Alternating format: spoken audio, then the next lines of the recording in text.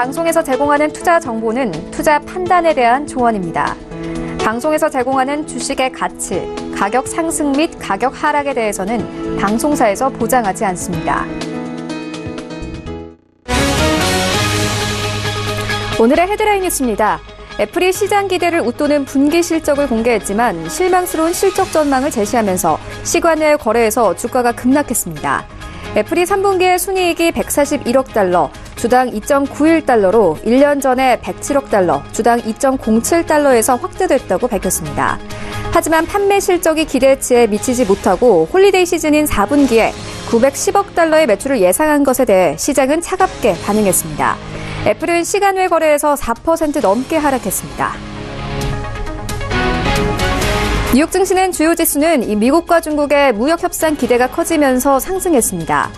뉴욕 증권거래소에서 다우존스 지수는 전장보다 1.09% 상승한 25,390.34에 거래됐습니다. S&P 500 지수는 전장보다 1.08% 오른 2,741.16에, 나스닥 지수는 1.78% 상승한 25,390.34에 거래됐습니다. 뉴욕 유가는 우리나라와 인도에 대한 이란 원유 수입 제재 면제 가능성과 글로벌 원유 공급 우위 우려로 하락세를 이어갔습니다. 뉴욕 상업거래소에서 WTI 가격은 배럴당 2.5% 급락한 63.69달러의 장을 마감했습니다. WTI는 63.11달러까지 저점을 낮추며 지난 4월 9일 이후 최저치를 경신했습니다. 미국이 중국과 대만 기업 두 곳을 미국 반도체 업체인 마이크론의 기술 절취 혐의로 고발했습니다. 미국 정부는 고발장에서 중국 국유 반도체 기업 푸젠진화와 대만 UMC 3명의 대만인이 마이크론의 메모리 스토리지 관련 연구 및 개발 비밀을 훔쳤다고 주장했습니다. 관련 변호사는 중국은 버락 오바마 전 미국 대통령 행정부 당시 사이버 공격을 통해 기업들의 기밀을 절취하지 않겠다던 약속을 위반하고 있다고 비판했습니다.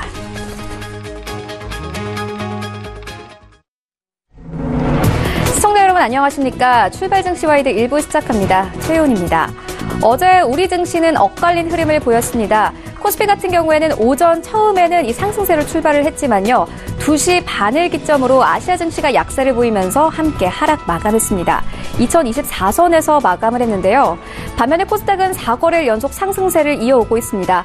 어제는 1% 넘는 강세로 마감을 했습니다. 이런 상황에서 뉴욕 증시는 3대 지수가 모두 1% 넘게 상승하면서 마감을 했는데요. 오늘 이 시장 소식도 출발 증시 와이드 1부와 함께 정확하게 다뤄보도록 하겠습니다.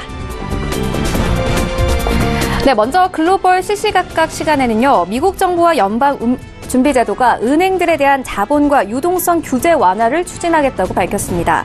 이렇게 연준이 은행들의 규제 완화에 대해서 이야기한 것은 처음인데요. 시장 방향 함께 살펴보도록 하고요. 이어서 이 영국의 브렉시트부 장관이 11월 21일까지 EU와 브렉시트 협상을 마치겠다고 이야기를 했습니다. 이후에 이 파운드화 환율은 요동쳤는데 함께 살펴보도록 하고요. 이어지는 라이브 이슈타임에서는요, 공포의 10월 한 달이 지나가고 이제 11월이 다가왔습니다. 외국인들은 2거래일 연속 매수세를 나타내고 있는데 시장 방향 함께 살펴보도록 하겠습니다. 네, 이어서 이 10월 공매도 거래 대금과 비중이 사상 최대를 기록했습니다. 11월에도 이 공매도 물량이 쏟아질지 함께 살펴보도록 하겠습니다. 출발 증시 와이드 1부 지금 출발합니다.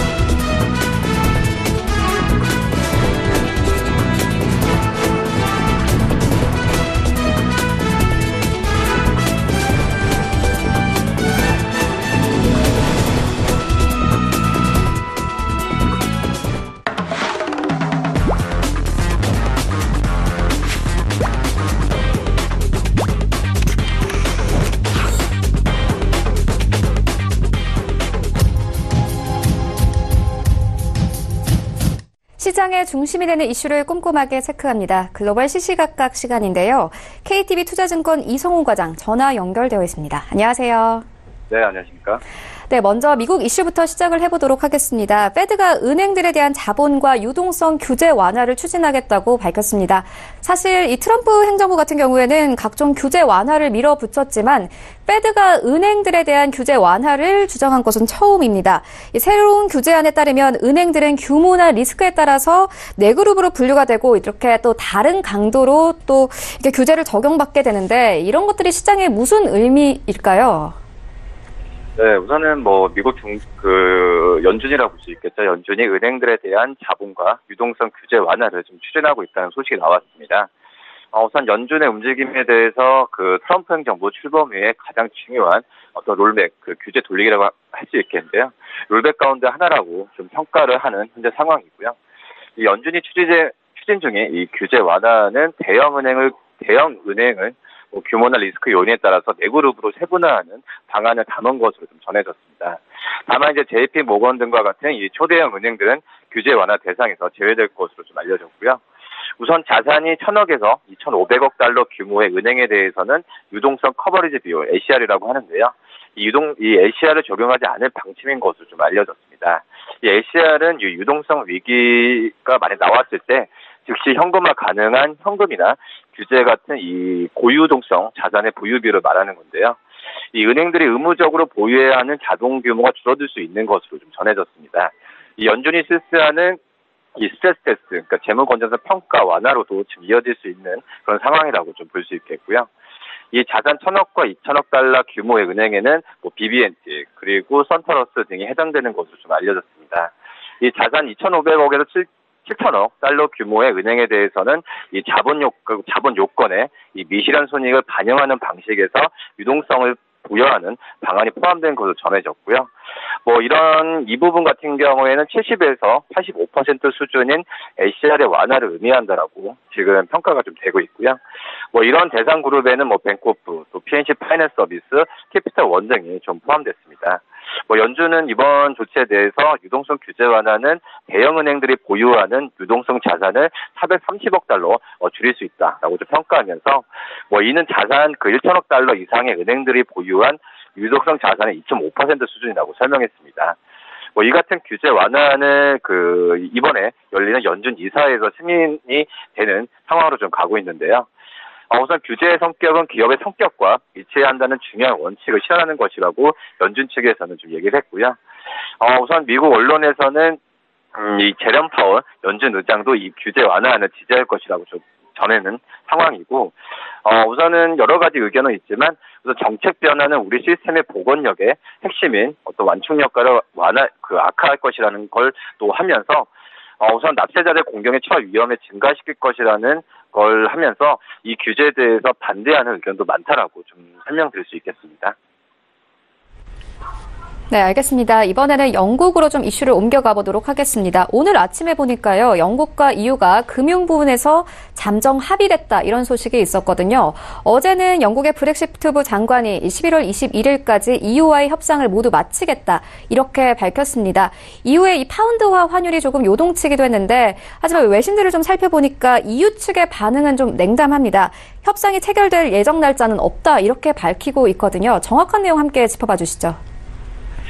네, 말씀하셨듯이 브렉시트 영국의 영국 장관이 11월 21일까지 유럽연합과의 브렉시트 협상을 마무리하길 기대한다고 좀 밝혔는데요. 우선 이 장관 같은 경우에는 이 하원 브렉시트 위원회에서 보낸 서신에서 협상 마무리에 적합한 날짜를 11월 20일로 기대하고 있다라고 좀 낙관했습니다. 우선은 랍 장관은 이 위원회 출석 요구에 브렉시트 협상이 마무리될 때 기꺼이 출연할 것이라고 해서 3주 안에 협상을 끝낼 수 있다는 점을 좀 시사를 했는데요. 이후에 영국 브렉시트부는 협상 타결 일단은 아직 정해지지 않았고 서신에 언급된 날짜인 11월 21일은 하원 브렉시트 위원회가 제시한 것이라고 공식 입장을 냈습니다. 그렇기 때문에 여러 가지 의견이 나오는 상황이라고 좀 볼 수 있겠고요. 우선 서신에서 협상의 쟁점 중 하나인 영국령 북아일랜드와 아일랜드의 국경 문제에 대해서 유럽연합과 머지않아 합의점은 찾을 것으로 좀 예상했는데 말씀하셨듯이 유럽연합 안에서는 아직 협상 타결 날짜를 거론하기엔 시기상조라는 목소리가 나오는 상황이라고 좀 볼 수 있겠습니다.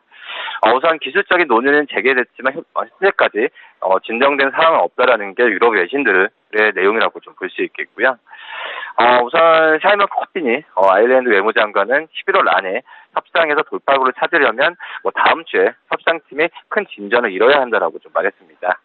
우선 아시다시피 영국 내년 3월 29일이죠. 유럽연합을 공식 탈퇴할 예정인데요. 그 전까지 유럽연합과의 어떤 추후 관계를 정돈하지 못하면 아무런 협상 없이 유럽연합에서 떨어져 나오는 노딜, 한마디로 어떤 협상 없는 그런 브렉시트가 이루어지는 상황으로 간다라고 볼 수 있겠고요. 그 안에 어떤 협상을 빨리 영국 측에서는 끌어내는 일 원하는 입장이라고 좀 볼 수 있겠습니다. 네, 알겠습니다. 샤오미가 올해 3분기 인도 스마트폰 시장에서 점유율 1위 자리를 차지했다, 이런 소식이 있었습니다. 인도 시장에서는 사실 고가폰인 아이폰은 큰 인기를 끌고 있지 못하는데요. 요즘 말로 말하면 이 가성비가 좋은 핸드폰들이 좀 인기를 끌고 있는 것 같습니다. 삼성전자는 2위로 밀려났는데요. 이런 시장 상황들 조금 더 정확하게 짚어봐 주시죠. 네, 지금 인도 같은 경우에는 새로운 어떤 그 스마트폰 쪽에서의 시장이라고 좀 볼 수 있겠는데, 중국 휴대전화 제조업체죠. 샤오미가 올해 3분기 인도 스마트폰 시장에서 1,200여만 대를 판매하면서 30%대 판매 증가율을 기록했다라고 지금 집계됐고요. 인도 매체에서는 어떤 시장 조사를 인용하에 따르면은 샤오미는 2018년 3분기 인도에서 1,210만 대로 정확히 팔았다라고 좀 밝혔습니다. 이 샤오미는 3분기 판매 증가율에서도 31.5% 기록하면서 가파른 성장세를 보였는데요. 이 3분기 인도 스마트폰 전체 판매량은 4,040만 대로 지난해 같은 기간 판매량 4,080만 대부터 줄었지만 샤오미는 오히려 좀 견고하게 성장했다라고 좀 평가가 되고 있고요. 샤오미는 3분기 인도 스마트폰 시장 점유율에서도 29.8% 기록하면서 23.1%를 기록한 삼성전자를 큰 차이로 좀 제쳤습니다. 삼성전자는 이번 3분기에 940만 대를 좀 판매한 것으로 추산되는데요. 이 샤오미는 작년 4분기에 점유율 27%를 기록하면서 처음으로 인도 시장 1위에 자리에 좀 올랐고요. 올해 1분기에도 점유율 31%로 1위를 유지한 샤오미는 2분기에 삼성전자 박빙의 선두다툼 벌였지만 다시 앞서가는 좀 분위기로 좀 가고 있습니다. 이에 삼성전자는 갤럭시 노트 9 그리고 프리미엄 휴대폰 전화는 물론 이 준프리미엄급 이 갤럭시 A 플러스 그리고 중저가 전략 모델이죠. 이 J6와 J8 등을 앞세워 반격에 나설 계획인데요. 현재 삼성전자는 뉴델리 인근 노이다 같은 이 인도의 제조 공장 2곳과 연구개발센터 5곳 그리고 디자인센터 1곳을 지금 운영하고 있습니다. 특히 이제 노이다 공장 같은 경우에는 생산 규모를 2배로 확장하면서 앞으로 이곳에만 연간 1억 2천만 대의 휴대전화를 생산할 방침이어서 이 삼성전자와 샤오미의 이런 시장 점유율 싸움은 계속해서 좀 박빙의 승부로 지금 시장에서는 예측을 하고 있는 상황이다라고 좀 볼 수 있겠습니다. 네, 알겠습니다. 이렇게 세 가지 이슈 모두 짚어보고 왔습니다. 지금까지 KTB 투자증권 이성우 과장과 함께했습니다. 고맙습니다. 네, 감사합니다.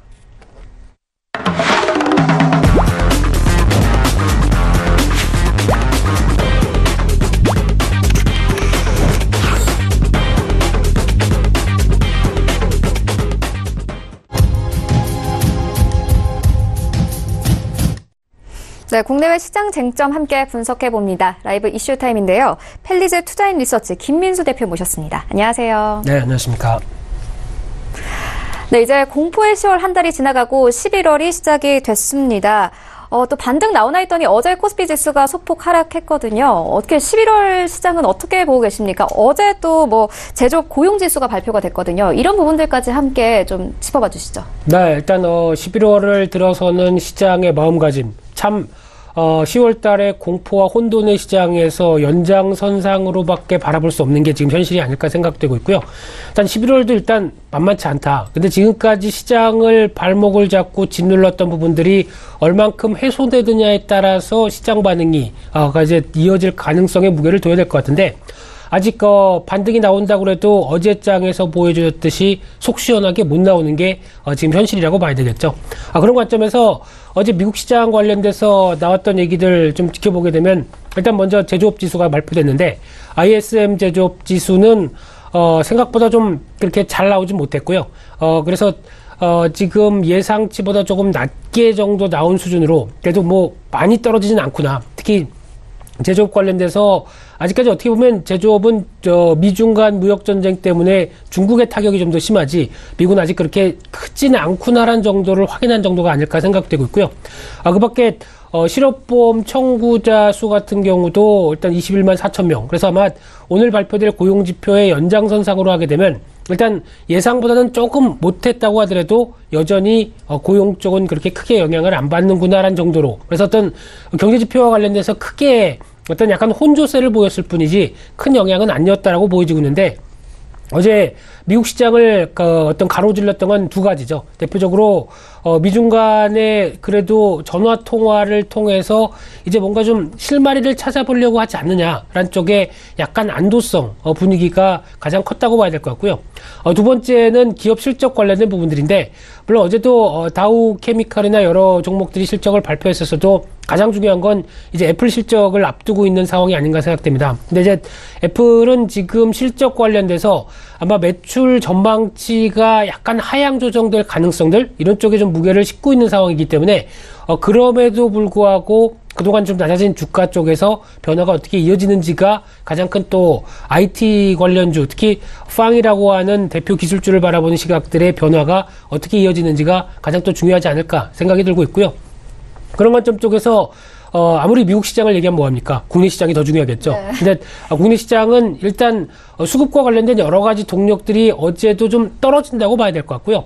한 지난주 말에서 이제 그동안 좀 손 놓고 있던 기관이 변화가 들어오나 라는 쪽으로 보여지고 있었는데 여전히 기관은 계속 힘들어하는 사람의 뒤에다가 계속 등 떠밀고 있는 그런 상황들이죠. 그런 흐름으로 봤을 때 이틀간 지금 기관은 다시 1조 2천억을 매도합니다. 어떻게 보면 월말 월초로 이어지는 가운데서 기관 매도세가 확대된다는 얘기는 그동안 시장에서 어떤 버팀목 역할을 해줬던 금융투자 쪽에서의 매도세가 그렇게 썩 좀 달갑지 않은 상황으로밖에 받아들이지 않는 흐름이고요. 연기금 같은 경우도 좀 역할론을 부각시키면서 해주나 싶었더니 또 관망세로 바뀌어 있는 상황들이죠. 그래서 그렇게 별로 많이 사고 있는 상황들은 아닌데 상대적으로 외국인들이 매도가 매수로 약간 전환하면서 나오는 부분이 그래도 시장에 부각을 받았다고 하더라도 여전히 선물은 매도로 또 강화시키고 있죠. 그런 차원으로 여러 가지 수급적인 흐름들을 봤었을 때 지금 흐름들로 보게 되면 아직까지 완전한 어떤 수급의 변화가 이어지기는 조금 힘들다 이런 쪽으로 바라보고 있는데 대표적으로 외국인 시각을 보게 되면은 근데 지금까지 시장을 좀 질문들렀던 가운데 나타났던 금리 쪽 변화력이나 환율 그리고 또 추가적으로 무역 전쟁 이런 여러 가지 이슈들로 외국인들의 매도세가 강화됐다고 한다면 지금 흐름으로 봤을 때 12월 달 금리 인상 가능성이 예전에 한 80%대까지 점도표가 올라갔다가 지금 69%대로 상대적으로 좀 낮아졌죠. 그런 상황과 함께 환율이 달러 인덱스는 한 97대까지 가다가 어제 소폭 약간 흔들리는 모습들. 그래서 지금 흐름으로 보면 5월 달 이후 최고치까지는 올라갔는데 그래도 국내 환율 보게 되면 어제 1133원이었죠. 그 정도까지. 그래서 1140원대에 대한 공포에서 약간 좀 후퇴했다라는 부분들은 일단 외국인들 쪽에서 입장 쪽에서는 일단 아직 강한 어떤 압박으로는 좀 벗어났다라고 볼 수 있을 것 같은데 여전히 지금 관망 모드가 좀 크다라고 봐야 될 것 같고요.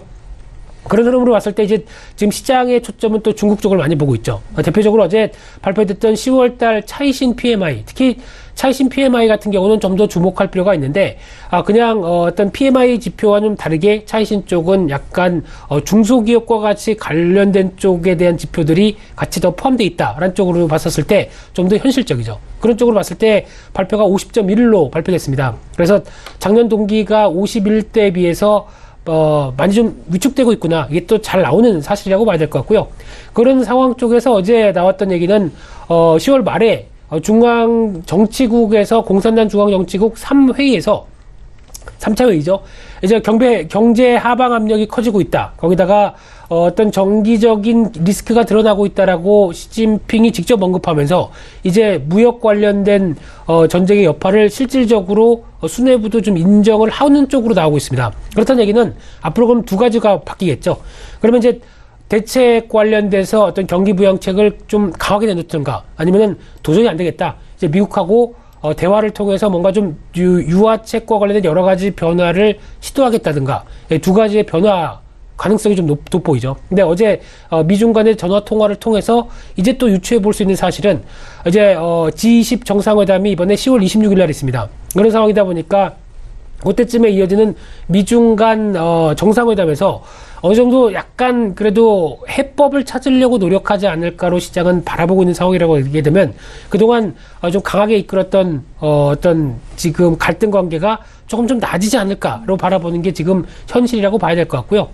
그런 차원으로 봤었을 때 일단 기대감은 높일 상황인데 이 통상 압력이라는 것 자체가 그렇습니다. 일단 지금 기조가 어떤 트럼프 그 행정부가 가장 어떻게 보면은 쉽게 말씀드리면 도장 깨기죠. 하나 이제 중국을 강하게 압박을 가서 항복을 받아냈다. 그럼 다음 타겟이 또 어딜까요? 그러면 또 무역 흑자국이 상대적으로 많은 나라들 또 다음에는 일본 도장 깨러 가겠죠. 그 다음엔 또 한국이 또 다음 타겟이 될 수도 있고 이런 어떤 지금까지 불공정한 무역이라고 생각했던 부분들에 대해서 하나하나씩 어떤 압력을 강화한다는 관점으로 봤을 때 이번에 중국의 항복을 받아낸다고 해서 끝이 아닐 겁니다. 그래서 어떤 추가적인 액션이 들어가는 단계 쪽으로 봤을 때는 아직 그 공포감이 떨어지진 않는다라고 봐야 될 것 같고요.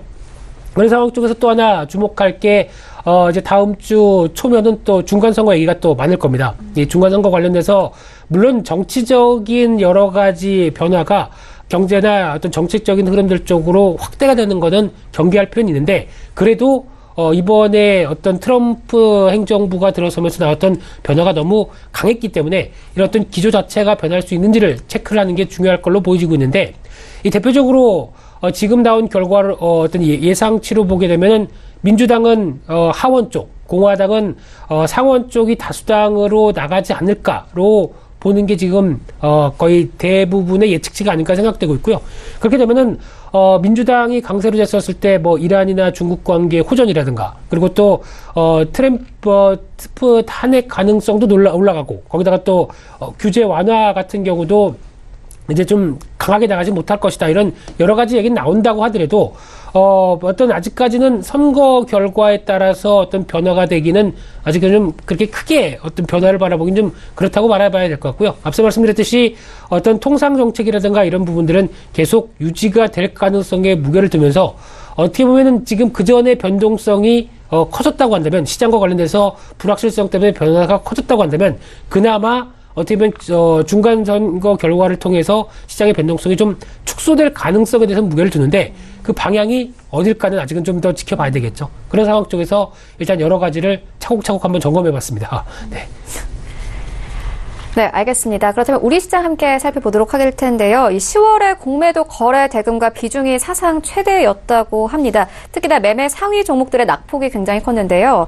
공매도가 강하게 나온다는 것은 이 하락장을 예상한다는 외국인들이 많다는 것인데 이 11월에도 좀 강한 공매도가 나올 것이라고 보십니까? 일단 항상 여기서 중요하게 봐야 되는 게 이제 공매도 같은 경우는 시장의 악재 그리고 시장의 좀 부진한 가능성에 대해서 강하게 이를 어떤 회피 전략이죠. 위험 회피 전략 쪽에 하나라고 보시면 될 것 같은데 그러면 어떤 사상 최대치, 역대 최대치까지 들어간 이런 입장 쪽에서 그럼 여기서 더 강화를 시켜서 사상 최대치를 정신할 것인지 아니면은 이 정도면 됐다라고 생각돼서 여러 가지 리스크 요인들이 벗어나기 시작하면서 공매도가 정리가 되려면 숏 커버링이라고 보통 저희가 얘기하죠. 네. 그러면 매수가 들어와야 됩니다. 네. 그럼 그런 어떤 흐름들 때문에 시장이 강하게 반등할지 어떤 이런 변화를 지켜보는 게 또 11월 달 그리고 연말까지 보는 어떤 숙제라고 봐야 될 것 같은데 일단 지금 현상만 보게 되면 10월 달 공매도 대금과 상당히 강했다고 봐야 될 것 같고요.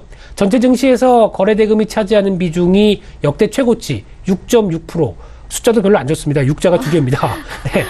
역대 최고치까지 나오는 상황 쪽에서 연간 기준으로 100조 원 돌파라고 했다는 부분들은, 그러니까 즉, 한 7%, 거의 10% 가까이 또 육박하게 되면 상당히 이런 기분 나쁜 수치들이죠. 네. 어떤 거래 대금의 10%가 공매도였다라고 하게 되면 참 어떤 매매할 맛도 안 나는 그런 상황이라고 봐야 될 것 같은데, 그러다 보니까 여기서 또 중요한 수치가 외국인들이 전체 공매도 거래액의 68%를 차지했다고 합니다. 거의 외국인들이 살판났네요. 시장을 끌어내리려고 난리를 폈던 그런 흐름이라고 봐야 될 것 같은데, 또 반대로 또 흐름 보게 되면 기관은 30.5% 차지를 했다고 하고 있고요.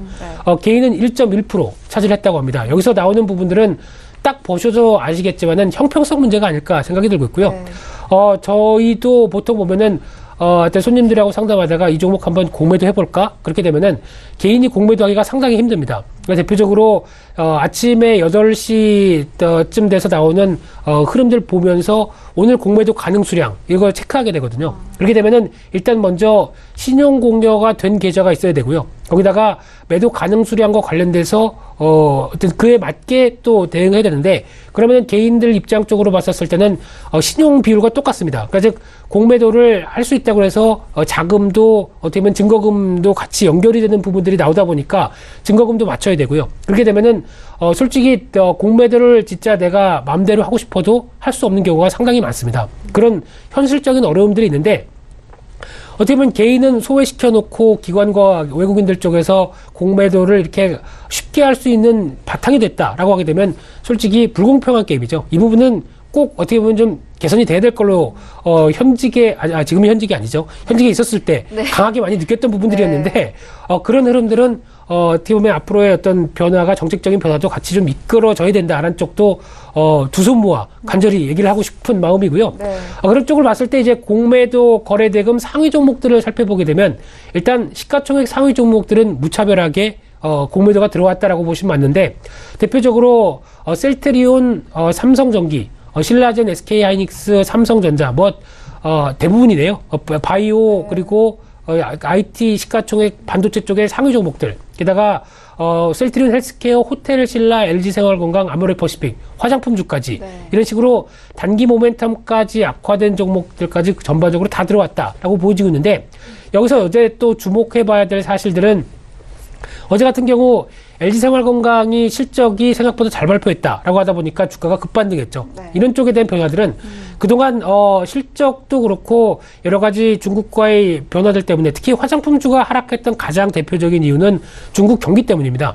중국 경기가 위축될 가능성들, 거기다가 또 위안화가 지금 7달러대, 달러당 7달러대까지 들어가는 기반이 나오다 보니까, 그러면 위안화 약세가 되면 당연히 중국의 소비 심리는 줄어들게 되겠죠. 그래서 해외 나가서 돈을 좀 덜 쓰게 된다. 이런 기조라고 하게 되면은 가장 타격을 많이 받는 게 화장품주가 아닐까라는 쪽으로 추정을 하면서 공매도가 들어왔다고 한다면, 그런 관점 쪽에서 실적을 생각보다 잘 발표했습니다. 그러다 보니까 어이쿠 이거 잘못했네 싶어가지고 앞서 말씀드렸듯이 공매도가 청산되는 숏 커버링이 나오게 되다 보니까 주가가 급하게 반등이 나오는 현상들이 나오죠. 이런 흐름들처럼 지금부터는 이제 두 가지를 체크하셔야 됩니다. 앞서 말씀드린 것처럼 일단 이런 공매도가 계속 들어왔는데 이게 여전히 계속 분위기를 보자라고 시키면서 공매도를 계속 유지하면서 시장 흐름들을 끌고 갈지, 이 부분이나 아니면은 반대로 지금 생각보다 시장이 좀 분위기가 나아졌네. 그러면은 일단 공매도 풀자라는 생각 쪽에서 매수로 전환되는지, 이런 어떤 두 가지 흐름을 보시면서 시장 흐름을 체크하는 게 중요하지 않을까 생각되는데, 이게 아마 시장의 어떤 그 단기 반등에 대해서, 그리고 단기 반등 이후에 추세를 회복하는 트리거 역할을 할 수가 있겠다. 그런 쪽으로 바라보셔야 될 것 같습니다. 네, 개인들은 소외된다고 하셨는데 결국 근데 피해를 보는 거는 개인 투자자들이거든요. 좀 그렇죠.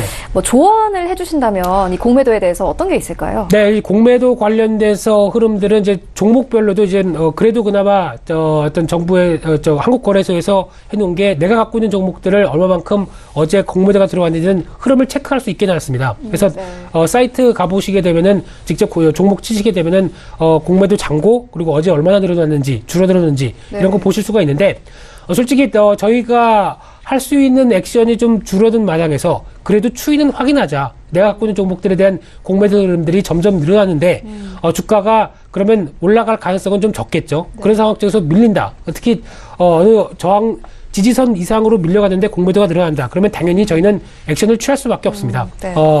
좀 아쉽다고 하더라도 손절매를 통해서 다음 기회를 노려보는 게 맞지 않나. 이런 전략적으로 가시는 게 가장 중요하다고 봐야 될 것 같고요. 어떤 지표들을 챙기면서 좀 더 적극적으로 나가는 것도 하나의 투자 전략이라고 봐야 될 것 같습니다. 네, 삼성전기에 대한 공매도 물량에 대해서 이야기를 해주셨는데 어제 쇼커버링 물량이 나오면서 11% 넘게 상승했습니다. 3분기 실적도 매우 좋았거든요. 투자 판단 어떻게 해보면 될까요? 네, 이 부분도 또 공매도에 관련된 쪽의 연장선으로 해석을 할 수도 있는데 그보다 좀 더 약간 좀 크게 흐름을 봤었을 때 지금 시장 분위기가 어떻게 보면은 IT주에 대해서 부품주죠. IT 부품주에 대해서 시장의 시각들이 조금 많이 올라갔다라고 보시면 될 것 같습니다. 특히 스마트폰 제조사가 IT 관련돼서 직접적인 제조사 입장 쪽보다 부품주에 대한 몸값들이 좀 더 올라가고 있다는데 지금 시장 흐름들에 무게를 주셔야 될 것 같고요. 특히 지금 스마트폰 관련된 흐름들의 동향을 보게 되면 기존에는 안드로이드 C, 예, 그리고 애플의 아이폰 쪽과 함께 이 두 가지 쪽의 변화가 가장 크게 시장을 끌고 갔었죠. 그래서 삼성전자와 아이폰, 삼성전자와 애플이 시장을 양분해서 끌고 갔다고 한다면 지금 올해부터 변화가 크게 나오기 시작한 게 중국입니다. 중국의 로컬 업체들이 우리도 스마트폰 잘 만든다. 그러면서 과거 어떤 하이엔드급, 그러니까 프리미엄급에 들어갔던 부품들을 적용시키면서 가격은 좀 낮게 이런 쪽의 변화가 나오다 보니까 중국 업체들의 시장 점유율이 상당히 많이 올라갔습니다. 그래서 지금 중국 쪽에서는 삼성전자가 발도 못 붙이고요. 그 밖에 신흥국 쪽 인도 같은 경우도 떨어지고 있는 현상들, 이런 쪽이 연결돼서 나오고 있는 상황들인데 그러다 보니까 삼성전자도 전략을 바꾸죠. 지금 갤럭시 A7, A9 그리고 중국의 위타까지 줄 정도로 변화를 나오기 시작하면서 중저가 라인업을 확대시킵니다. 그렇게 됐는데 중저가 라인업을 시킨다고 하더라도 완전하게 가성비만 보면서 나오지 못하는 게 중국에서 워낙 잘 만들고 있으니까 그게 또 수준은 맞춰야 됩니다. 그러면은 부품 관련된 쪽에 대한 변화들은 그대로 좋은 부품들을 쓸 수밖에 없겠죠. 그런 쪽으로 봤었을 때 부품주는 오히려 지금 기회 요인들이 더 많다는 쪽에 시각을 보시는 게 좋다고 봐야 될 것 같고요. 대표적인 부품주 쪽에서의 삼성전기 그리고 최근에 실적 발표했었던 뭐 LG 이노텍 그리고 어떤 지금 폴리머 어떤 전지 관련돼서 삼성 SDI 이쪽도 생각보다 실적이 잘 관련돼서 좋게 발표가 되고 있고요. 이런 흐름들의 동향들을 봤었을 때 부품사에 대한 시각들이 긍정적으로 나올 수밖에 없는 구조들도 지금 눈여겨볼 수 있다라는 쪽으로 바라보고 있는데 혹시 종목 중에서 한 종목 파트론이라는 종목을 한번 쳐보시면은 이게 과연 국내 시장 종목일까라고 생각할 정도로 추세가 탄탄합니다. 오히려 우상향의 추세를 쭉 꾸준히 맞춰가면서 변화가 이끌어지고 있죠. 물론 많이 빠졌습니다. 과거 대비해서 많이 하락한 부분들은 있는데 그런 상황 쪽에서 이 회사가 3분기 실적을 발표했는데 작년 동기 대비 70% 이상 증가하는 모습을 보이면서 어떤 삼성전자의 실적, 삼성전자의 여러 가지 전략과 함께 좀 맞춰가는 종목이다라는 쪽에 대한 변화가 나오다 보니까 실적 변화, 특히 내년 가게 되면 이 회사가 그동안 고질적으로 발생했던 매출에 관련돼서 한 4년 만에 플러스로 성장할 것이다라는 전망이 큽니다. 그러다 보니까 이런 어떤 부품사 입장 쪽에서의 시각들도 변하는 대표적인 종목이 이런 종목이 아닐까 생각되고 있기 때문에 이런 쪽에 관심이 필요하다고 봐야 될 것 같고요. 그리고 연장선상에서 삼성전기도 보게 되면 뭐 MLCC 쪽은 당연히 뭐 여러 가지 흐름상으로 봤을 때 지금 양호한 모습들인데 또 하나 4분기에 MLCC 가격을 한 15% 인상을 했다고 얘기를 합니다. 그러다 보니까 이런 부분들이 실적과 관련돼서 단가 인하 압력 때문에 단가가 하락하지 않을까라는 연상 때문에 주가가 많이 하락했다고 한다면 오히려 반대 현상이 나왔죠. 그러다 보니까 자신감은 계속 충분할 수밖에 없다고 봐야 될 것 같고요.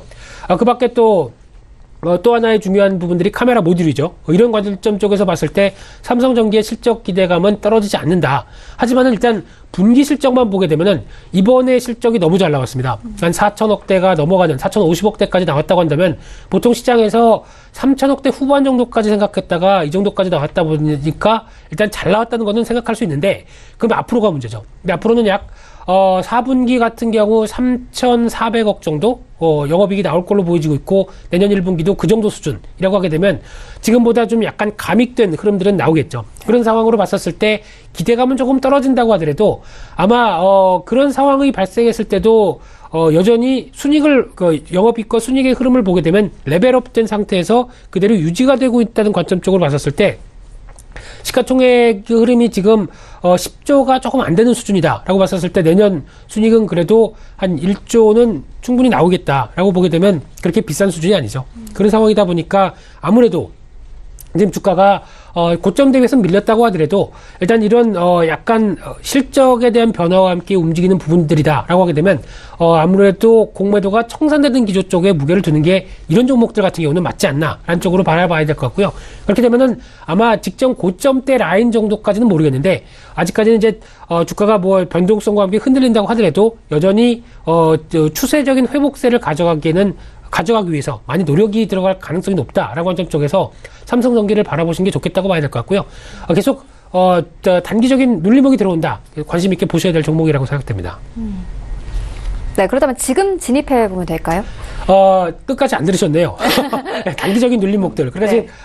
주가 관련돼서 이제 오늘 하루 어제 큰 폭으로 상승했다고 하게 되면 일단 만약에 오늘 시장에 큰 변화가 없다면 바로 지금 같은 시장 기준으로 봤을 때 갭상승해서 추가로 가는 것보다는 약간 장 초반에 좀 눌릴 가능성이 좀 높지 않을까 그렇게 바라보고 있는 상황들이고요. 그렇게 되면은 아마 초반에 눌렸던 부분들을 회복하면서 아마 이제 여전히 실적에 대한 부분들이 나쁘지 않기 때문에 그런 관점들로 봤었을 때는 제가 보기엔 5일선 안쪽까지만 들어온다고 하더라도 한번 눌림목을 대응해도 좋지 않을까 그런 생각 들고 있습니다. 네, 삼성전기에 대한 투자 판단도 함께 해보았습니다. 지금까지 펠리즈 투자앤리서치 김민수 대표와 함께했습니다. 고맙습니다. 감사합니다. 네, 1부는 여기서 모두 마치도록 하고요. 잠시 후 2부에서는 전문가들과 함께하는 종목 라이브쇼, 라이브 매매타임이 이어집니다. 여기에 더해서 오늘장에서 이슈물이라고 있는 특징주까지 꼼꼼하게 살펴봐 드리겠습니다. 채널 고정해 주시고요. 저희는 잠시 후 2부로 찾아뵙겠습니다.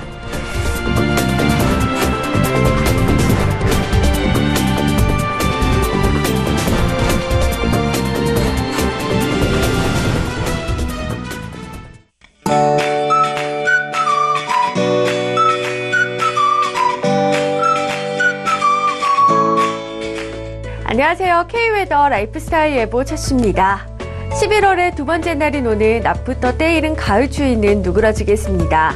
아침에는 서울의 기온 4도로 예년보다 낮겠지만 낮부터는 17도로 예년보다 더 오르겠습니다. 다만 그만큼 일교차가 크게 벌어질 것으로 보여 외출하실 때는 입고 벗기 쉬운 옷을 챙기시기 바랍니다. 하늘은 고기압 영향권에서 맑겠습니다. 다만 맑은 하늘 속에 대기는 더욱 메말라가겠습니다. 산불 등 화재가 발생하지 않도록 주변 점검 잘 해주셔야겠습니다. 다음은 자세한 지역별 오늘 날씨를 나절일보를 통해서 살펴보겠습니다. 중부지방 맑겠고 낮 기온 서울 17도, 수원 18도로 어제보다 높겠습니다. 동해안 지방도 맑겠고 낮 기온 강릉 18도 등으로 높겠습니다. 남부 전역이 맑겠습니다. 한낮에 부산이 19도, 광주가 18도가 예상됩니다. 전해상으로도 맑은 가운데 물결도 잔잔하겠습니다. 주말에 대체로 맑은 하늘에 늦가을 만끽하기 좋겠는데요. 다만 외출하신다면 크게 벌어지는 일교차는 염두에 두시고 옷차림 하시기 바랍니다. 날씨였습니다.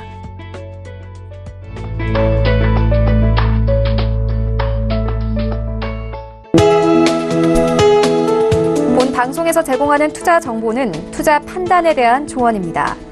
방송에서 제공하는 주식의 가치, 가격 상승 및 가격 하락에 대해서는 방송사에서 보장하지 않습니다.